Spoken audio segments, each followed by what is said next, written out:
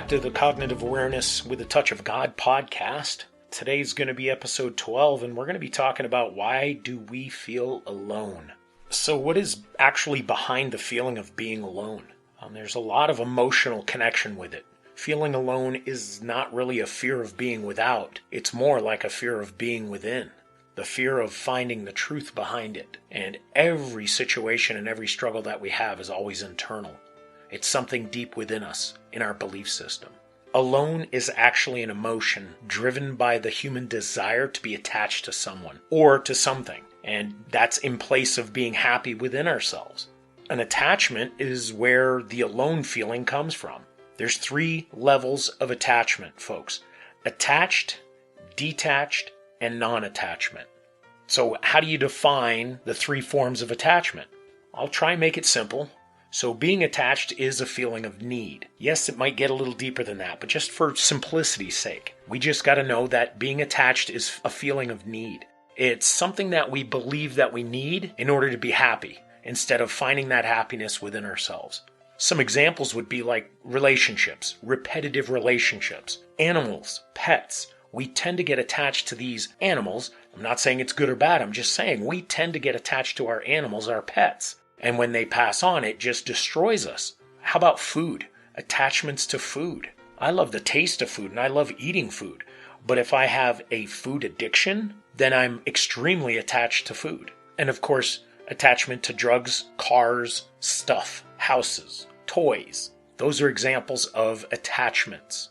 Being detached is almost like the opposite spectrum. It's kind of saying, I don't want any of those connections. I don't want to have emotions into anything. I want to be without it completely, which is a little extreme. It's basically meaning that we're going to leave it all behind and let none of it be connected to us anymore. Almost like it's emotionless.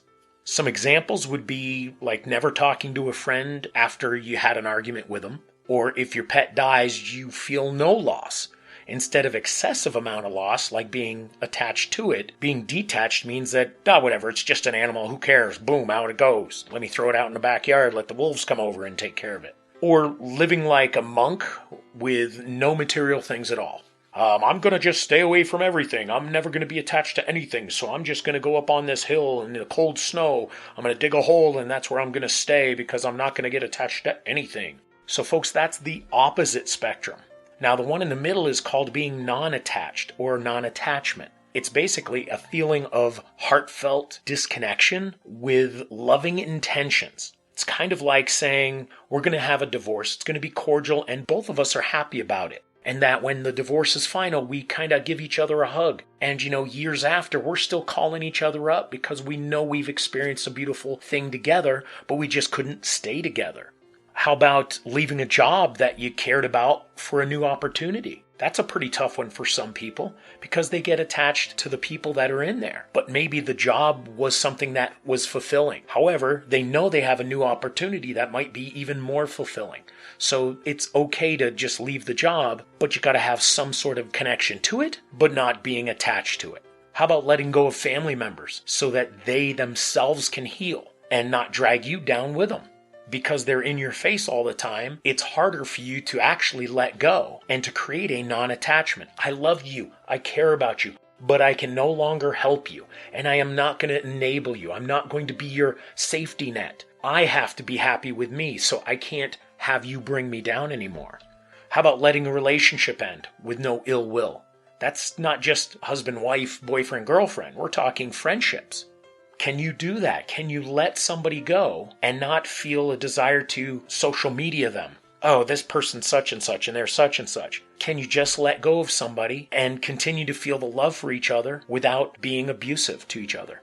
That's the concept of non-attachment.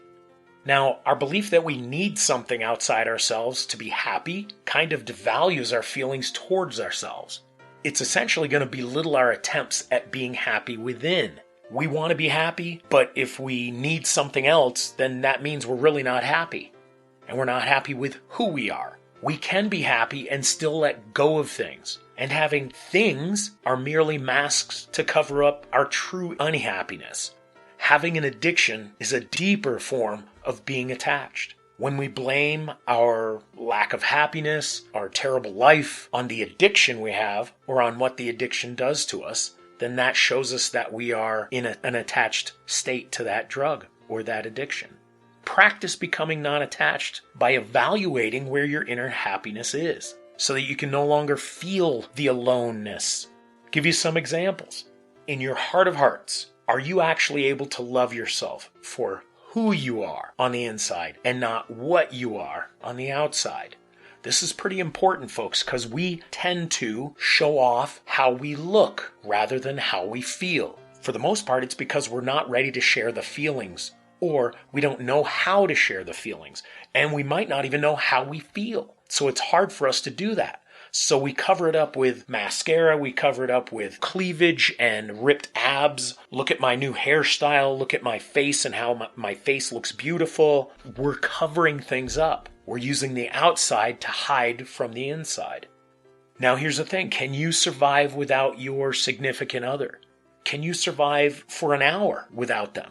Whether it's your husband, wife, boyfriend, girlfriend, whatever it may be, your partner, your best friend. I mean, can you handle dealing with life, coping with life for just an hour? If you can do an hour, can you do two? Think about it this way, folks. If people are at work and we are at work, or even at home, they are at work, we're without them for as long as they are at work. When they come back, then we're with them. So that means on a typical job, you're working 8 hours and you're capable of handling 8 hours of being alone. Maybe you're not fully capable yet, but inside those 8 hours, I guarantee you probably had at least 1 hour where you could handle it. And if you can do 8 hours, then maybe you can do one day. When it comes easy, try it for a week. Try it for a month. The concept is you can still have that person in your life, but not be so attached to them that it affects how you behave. Do you tend to judge yourself while you look in the mirror? Are you looking at yourself and just being unhappy with what you look like? Again, folks, I already talked about it. Happiness will never come from anything outside of us. It has to come from within. Our happiness that we love who we are, not what we see in that mirror. Do you judge yourself for your behaviors during the day? At the end of the day, are you questioning, oh, I was such a jerk, I was such an idiot. I can't believe I did that. Why was I thinking that? Why did I tell that person something? Why didn't I just do this, that, or the other thing? Do you judge yourself for those behaviors? Here's another one. Do you value your things because they give you some sense of ownership? Ha, I've got another car. I've got another car. Or is it more like, you know what? Yeah, I have to have a car. I need to get from point A to point B, so I'm not going to care what kind of car it is as long as it's a good running car and I can get there. Or maybe I have 5 ATVs and dirt bikes and, 6 dogs, 5 horses. Things do not give us the happiness. How about, are you able to see your pet for what it is? Like a loving, nurturing soul that keeps you company, and that if it does pass, that you're going to be okay without it? Or are you so attached to that animal that if it dies, you're going to have a service, and you're going to buy a casket, and you're going to have a reception? How attached are you exactly to your pet? And on that note, can you actually mourn for someone or something that you've lost and not hold on to the pain of that for years? Can you let it go? So all of those examples were just letting you know that as humans, we tend to attach ourselves to outside influences instead of being connected within. We seem to not trust ourselves to be loving to ourselves, as if outside influences will know how to love us better than we do. This is where addictions and addictive behaviors come in. We tend to dismantle our inner love and find drugs, alcohol, people, pets, toys becoming our new love. It's safer that way. So the more we attach to something outside of us, the harder it's going to be to let it go. We have to develop skills to be able to maintain a non-attachment level in something.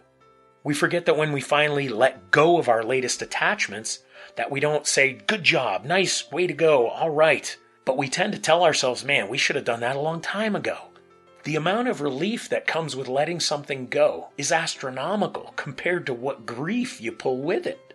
The saying, if you love it, let it go, doesn't mean be miserable about it. It doesn't mean suffer through the pain and anguish of not having it anymore. You have no idea how wonderful your life will be after you let something go. And it's up to us to try and get to those places. So why do we feel alone, folks? Something inside of us is not happy with who we are. We have to be sure and make sure that we can be happy with ourselves, because no resource or outlet outside of us will make us happy or give us true happiness. Thank you very much, folks. I'm looking forward to talking to you again on the next podcast. We're going to be talking about what is abuse. Not necessarily the definition as far as dictionaries are concerned, but in situations in our lives. What is abuse? All right, folks. Thank you very much. God bless you. We thank you for listening, and we hope to hear from you again next time.